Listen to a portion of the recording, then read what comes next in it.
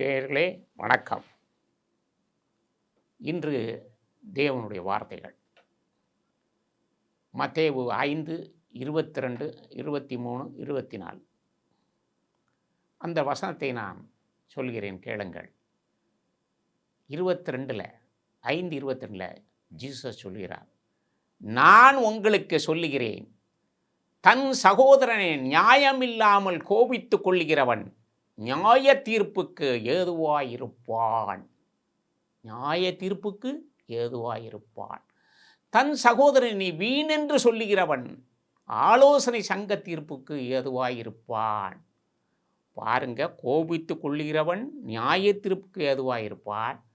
வீணென்று சொல்லுகிறவன் ஆலோசனை சங்க தீர்ப்புக்கு ஏதுவாயிருப்பான். மூடனே என்று சொல்லுகிறவன் எரி நரகத்திற்கு ஏதுவாயிருப்பான் என்று ஆண்டவர் சொல்கிறார்.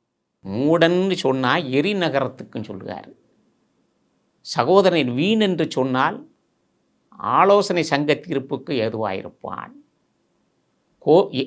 நியாயமில்லாமல் கோபித்துக் கொள்கிறவன் நியாய தீர்ப்புக்கு ஏதுவாயிருப்பான் என்று சொல்கிறார் மத்தேயு 5:22. நீங்கள் ஒரு மனுஷனுக்கு ஆங்கிரி, கோபம் வரும். இது மனித வாழ்க்கையில் உள்ளது, இல்லைன்னு சொல்ல முடியாது. ஆனால் எடுத்ததுக்கெல்லாம் கோபப்பட்டா இந்த உலகத்தில் ஒரு அளவு வேண்டாமா? கணவன் மனைவி இருந்தீங்கன்னா சண்டை போடும், எடுத்ததுக்கெல்லாம் கோபப்படுவான். அந்த பொண்ணு வெறுத்தியே போயிடுவான். ஒரு அளவே கிடையாது. சில ஆளுகளை இவருக்கு கொஞ்சம் பிரில்லியண்ட்டாக இருப்பார், உடனே இவர் மற்றவங்களை எல்லாம் வேஸ்டப்பா அப்படின்னு சொல்லுவார். எப்படி? வீணு, வேஸ்டப்பான்னு சொல்லுவார். ஆனால் அவனையும் நீங்கள் கொண்டு வந்தால் அதுதான் உங்களுடைய சாமர்த்தியம். நீங்கள் மேனேஜ்மெண்ட்டு சொல்லுவாங்க, மேனேஜ்மெண்ட்டு இல்லாதவனையும் இருக்கவனா ஆக்கக்கூடியவன் தான் மேனேஜ்மெண்ட். இல்லை, அவனை சுத்தமாக இல்லைன்னு சொல்லி அவனை விரட்டி விடுறதுல மேனேஜ்மெண்ட் இல்லை. அவனையும் நீ வீண் என்று சொல்லாமல் எஃபிஷியண்ட்டாக கொண்டு வரணும், அதுதான் மேனேஜ்மெண்ட். சிலகு மேனேஜ்மெண்ட்டு விரட்டி விடுதலே இருக்கும், அப்படி இல்லை. அவனையும் வீண் என்று சொல்லாமல் கொண்டு வரணும். ஜீசஸ் அன்னைக்கே சொல்லிட்டார், வீண் என்று சொல்லுகிறவன் ஆலோசனை தங்க தீர்ப்புக்கு ஏதுவாயிருப்பான். சில கிறிஸ்தவர்களாக இருந்தாலும் மற்றவர்களை வீண் என்று சொல்லுவாங்க, இல்லை. அதே மாதிரி நியாயம் இல்லாமல் கோவப்படுவாங்க. சிலரை பார்த்தீங்கன்னா போலீஸ், மூடனே போ அப்படின்னு சொல்லுவாங்க. ஆனால் நம்ம வாழ்க்கையில் அடிக்கடி நம்ம அறியாமலே இதை செய்துக்கிட்டு தான் இருப்போம், சொல்லிக்கிட்டு தான் இருப்போம். ஆனால் ஆண்டவர் இந்த வசனத்தை நம்ம சரியாக கைகொள்ளலன்னு அர்த்தம். ப்ராக்டிக்கலாக கஷ்டம்தான், ஆனால் அவர் சொல்லுவார், ஜீசஸ் சொல்லுவார். என்ன சொல்லுவார்? நியாயம் இல்லாமல் கோவப்படாது. ஒருத்தனுக்கு கோபமே அவனை காலி பண்ணிடும், அவன் வாழ்க்கையை. கோபந்தான். அதுலேயும் தன் சகோதரனை கூட பிறந்துன்னு இருக்குன்னு இல்லை, எவரையும் சரி, நியாயம் இல்லாமல் உண்ட பணம் இருக்கிறதுனால கோபம் கொள்ளாதீங்க. ஒரு இது வேண்டாம், அண்ட் எல்லாமே இருக்குது, அதிகாரம் இருக்குன்னு சொல்லி எடுத்ததுக்கெல்லாம் நியாயம் இல்லாமல் கோவப்படக்கூடாது. அதைத்தான் ஜீசஸ் சொல்கிறார். அவன் நியாய தீர்ப்புக்கு எதுவாக இருப்பான். அப்படின்னா என்ன?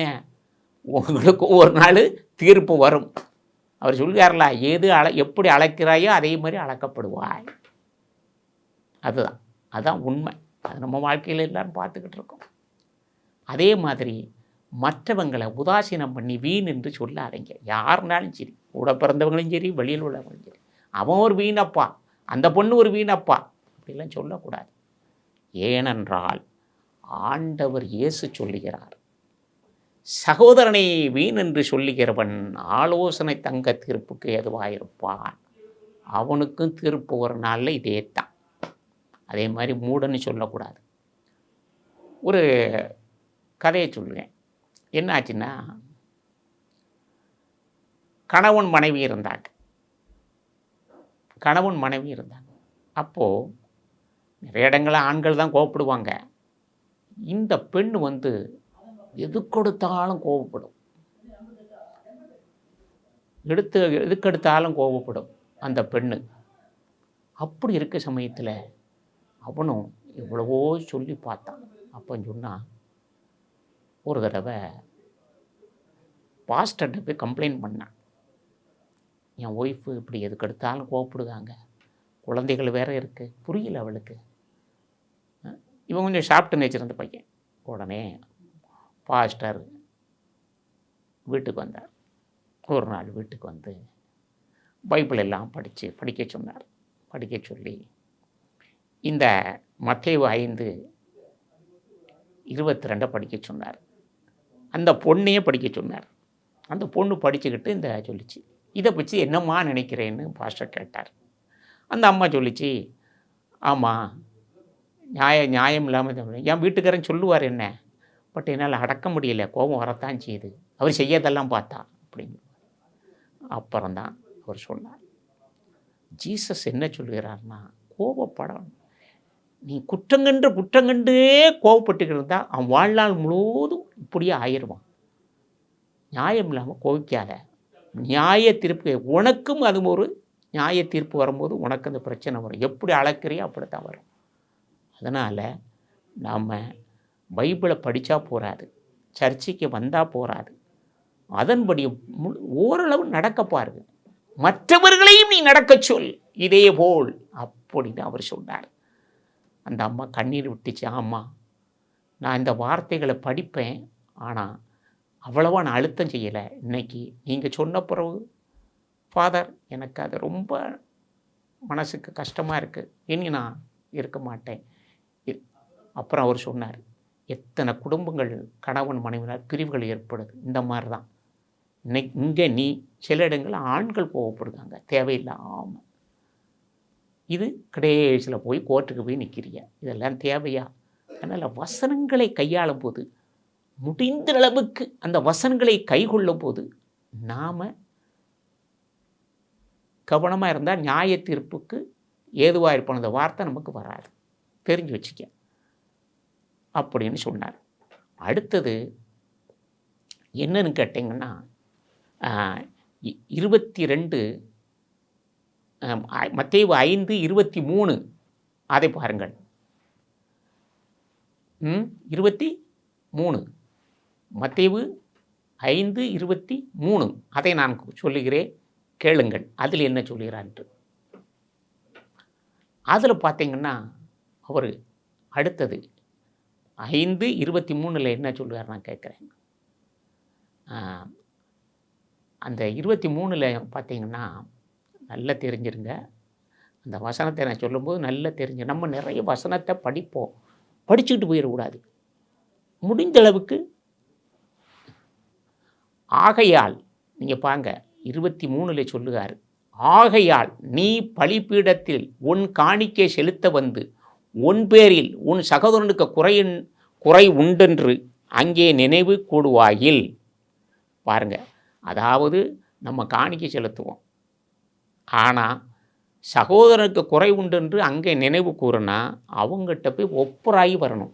5:24 கூறுகிறது.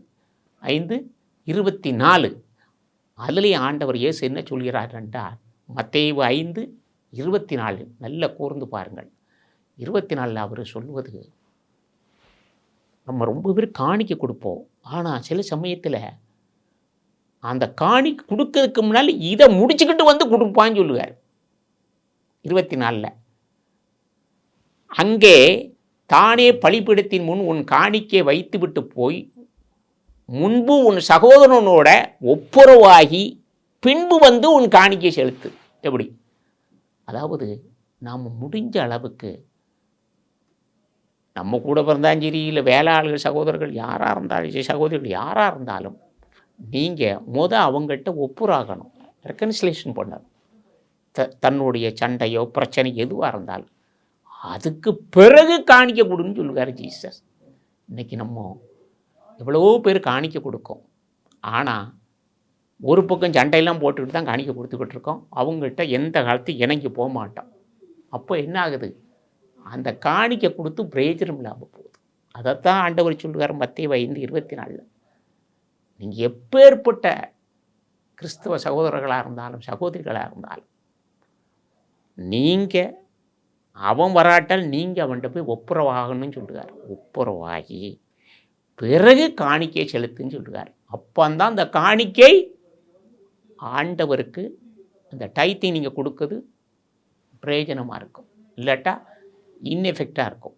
அதான அர்த்தம் அவர் சொல்கிறது.